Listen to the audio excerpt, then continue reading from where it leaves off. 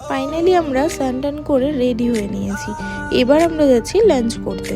লাঞ্চটা এখান থেকেই করব, কারণ অনেকটা বেলা হয়ে গেছে আর আমরা যেহেতু কেউ বাড়ি থেকে খেয়েই আসিনি, তো প্রচুর জোরে খিদে পেয়ে গেছে। সেই কারণে এখানেই লাঞ্চটা করে তারপর যাবো সাইট সিন করতে। আর এই যে ভিউটা, এটা আমাদের রিসর্ট থেকেই ভিউটা ছিল। তো ব্যাস লাঞ্চ টাঞ্চ ডান, এবার আমরা বেরিয়ে পড়েছি। তো এবার বলি আমরা কোথায় এসেছি। আমরা এসেছি টাকিতে। আর এটার পরিবেশটা তো বুঝতেই পারছো, পুরোপুরি গ্রাম্য একটা পরিবেশ। সেই কারণে আমরা ভ্যান নিয়ে নিয়েছি। ভ্যানে করে আশেপাশে গাছপালা দেখতে দেখতে যাওয়ার মজাই আলাদা।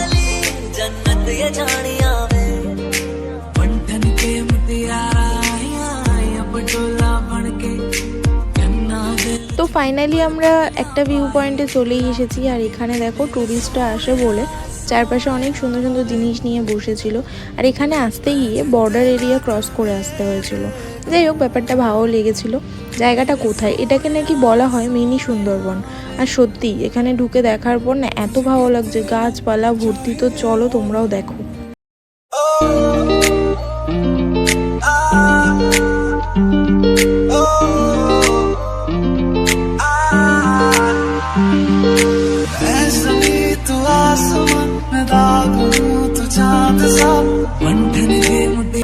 এখানটা ঘুরতে ঘুরতে দেখা হয়ে গেছিলো একটা লিও পাপাদের বন্ধুদের সাথে। আর সেখানে তো হাবি ওকে আদর করলো, কারণ আমরা এটা করবই। তারপর উঠে গেছিলাম এখানকার টপ ভিউ পয়েন্টে। এখান থেকে না পুরো জায়গাটায় এত গাছ, এত সুন্দর লাগছিল, কিছু দেখাই যাচ্ছিল না। তারপর এখানকার একটা ইন্টারেস্টিং জায়গায় এলাম। ইয়েস, এখানে প্রচুর লোক ছিল, প্রচুর ভিড় ছিল। কেন জানো? কারণ এখান থেকে এই ইচ্ছামতি নদীর ওপারটা পুরো বাংলাদেশ। ওই যে দেখতে পাচ্ছ, দেখো যতটা জুম পসিবল হয়েছে ততটা জুম করে দেখিয়েছি।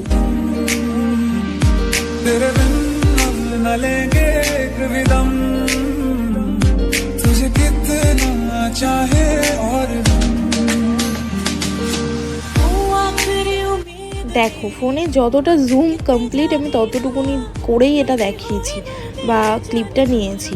ইয়েস, সবাই নিচ্ছিল, প্রচুর লোক ছিল এখানে। সত্যি তো এটাই অ্যাট্রাক্ট পয়েন্ট। এখানে এত সুন্দর লাগছিল না দেখতে, বলার মতো না, ভীষণ ভালো লাগছিল। লেখা চিঠিটা ডাক বাক্সের এক কোণে, সাদা খামের না লেখা নাম এঁকেছে তার গানে। সেই চিঠি যত লেখা থাকে একা একা, সেই গানের না শোনা সুর। এখানেই বাইনোকুলার ভাড়া পাওয়া যাচ্ছিল, যাতে একটু লোকে ভালো করে দেখতে পারে। তো সেটাই আমি নিয়ে দেখার চেষ্টা করছিল। তো চলো দেখতে থাকো।